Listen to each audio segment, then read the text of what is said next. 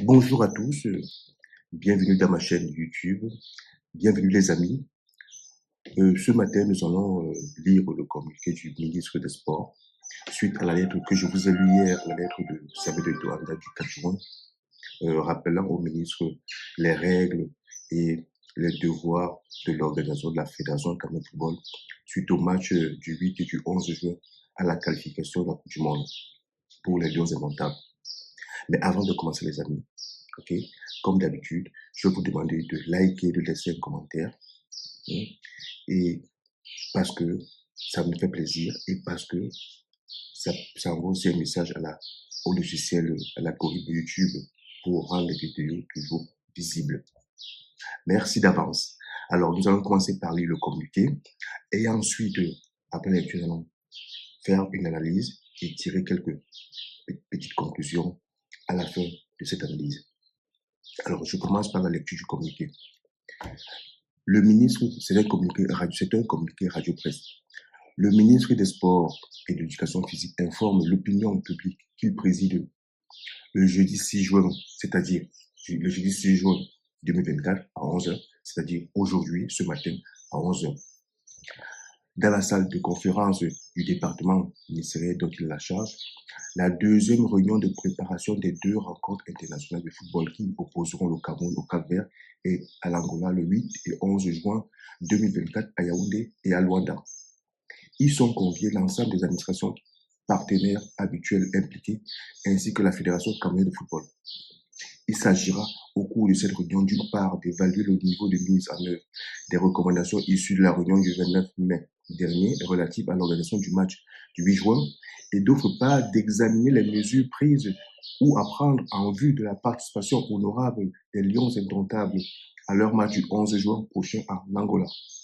Le ministre des Sports et de l'Éducation physique tient à rassurer le public sportif que les Lions indomptables poursuivent sereinement leur préparation suivant le programme arrêté par l'entraîneur sélectionneur Marc Brice, Monsieur Marc Brice, avec les moyens logistiques, les équipements et les matériels diligemment mis à leur disposition par l'État. Il invite par conséquent le dit public à continuer à soutenir massivement les Lions indomptables en vue de l'atteinte de l'objectif des meilleurs résultats et de nouvelles victoires fixées aux Lions indomptables par le président de la République, son Excellence Paul Biya, dans son très important discours à la jeunesse du 10 février 2024 dernier, fait à Yaoundé le 5 juin 2024, signé le ministre Moïse Kombi. Voilà. Signé le ministre Narcisse Moïse Kombi.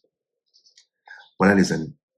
Donc ce courrier est sorti hier, le 5 juin, après le courrier envoyé par la fédération le 4 juin, rappelant au ministre que si la fédération ne fait pas partie de l'organisation du football, les accréditations sont déjà sorties. L'entraîneur Marc Brice va se retrouver sur le banc de touche. Sur le banc de touche, sans médecin, sans préparateur physique, sans ses adjoints, sans kinésithérapeute. Ça veut dire que ce sont les personnes que la Fédération camerounaise a nommées le 8 mai dernier, qui sont enregistrées à la FIFA, qui auront des accréditations. Pardon. Ce sont ces personnes qui auront des accréditations. Et ce sont ces personnes qui ont le droit d'assister au match, d'être sur les bancs de touche. Ce n'est pas les gens échangés par Marc Brice le dimanche 2 juin dernier. Les accréditations sont déjà faites. Donc, si le ministre n'arrive pas à comprendre ça, c'est ce que lui a rappelé Marc Eto'o. Si vous n'arrivez pas à comprendre comment fonctionne de manière technique et administrativement l'organisation d'un match de football, alors le coach Marc Brice va se retrouver sur un terrain de football sans ses adjoints parce qu'ils ne sont pas accrédités. Et parce que c'est la fédération qui reçoit les accréditations par rapport à la liste qu'elle a envoyée à la FIFA. Je ne sais pas si l'agrégation, donne une certaine intelligence supranaturelle ou supranationale. Donc, ces gens au ministère de l'Éducation nationale ne savaient pas que s'il n'y a pas d'accréditation donnée par la fédération, ils ne peuvent pas être présents sur un banc de touche officiel lors des matchs officiels. La conférence de presse ne peut se faire, officiel ne peut se faire qu'avec les membres nommés et accrédités par la fédération. Ils ne savaient pas ça. C'est aussi un message. C'est aussi un message que Samuel Eto'o envoie aux joueurs qui sont présents actuellement aux entraînements et aux stages. C'est un message subliminal. Il leur fait comprendre que vos clubs respectifs vous ont envoyé à la fédération. Mais ce n'est pas la fédération qui vous emploie parce qu'on nous a écartés. Si vous avez un problème de santé, maintenant, ou pendant, ou après le match, ce n'est pas la fédération qui en est le responsable. Ça veut dire que si vous vous blessez là, ce n'est pas la fédération. Parce que la fédération a été écartée. Mais c'est la fédération qui a les accréditations pour venir en aide. Mais elle a été écartée par le ministère des Sports. Et cette affaire qu'un colonel, je ne sais pas quel nom là, je ne vais même pas en parler, aurait appelé la fédération camerounaise de football pour leur mettre la pression, pour leur dire d'envoyer des équipements et tout. Le ministère vient de dire que dans cette lettre, que c'est faux. C'est faux. Aucun colonel n'a appelé aucun secrétaire général à l'Africafoot pour demander des équipements. L'Africafoot veut une lettre écrite pour se décharger de toute responsabilité et par rapport à ses assurances. Vous voulez des équipements, il n'y a pas de problème. Faites-moi un courrier, une lettre écrite, une demande écrite. Moi, je vous envoie les équipements. Mais je me protège par rapport aux sponsors, par rapport aux poursuites, par rapport aux assurances. Parce que tout ça est contractualisé. Au ministère de la Main, ils ne savent pas. Ils ne savent pas ça, que tout est régi par des contrats, par des assurances. C'est fou, c'est incroyable. C'est incroyable. Donc, ce courrier de M. Samuel Eto'o a encore fait bouger des lignes. Après, on va dire qu'il n'est pas intelligent, qu'il n'a pas un doctorat, qu'il n'a pas un professorat, qu'il n'est pas un agrégé. C'est pas un agrégé. Parce que quand tu es un agrégé, quand tu as l'agrégation, tu es l'homme le plus intelligent du monde. Devant toi, il n'y a que Dieu. Après toi, c'est Dieu. C'est ça, non?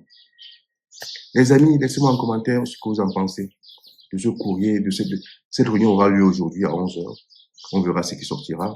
On verra si le président de la fédération sera présent ou va envoyer des émissaires ou enverra son secrétaire général ou son coordinateur. On verra quand il va prendre cette réunion parce que là, ils n'ont plus d'accréditation. Ils n'ont pas d'accréditation. Les accréditations, ils les ont pas. Donc, tout ce staff-là du ministère ne pourra pas être présent au match officiel, ni au Cameroun, ni en Angola.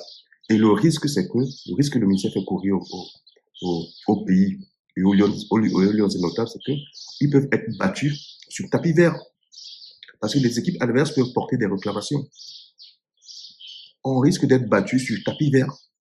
Et même si on gagne ce match-là, les gars peuvent émettre des réclamations et gagner le match derrière. En tout cas, les amis, Eto'o a encore enseigné le droit et les règles de fonctionnement d'une organisation au ministère des Sports. Maintenant, on attend ce qui sortira de cette réunion. Dites-moi en commentaire ce que vous en pensez. Si cette réunion, peut-être, espérons-le, sera peut-être le début d'une conciliation. Espérons-le. Laissez-moi en commentaire vos avis, les amis. Ciao.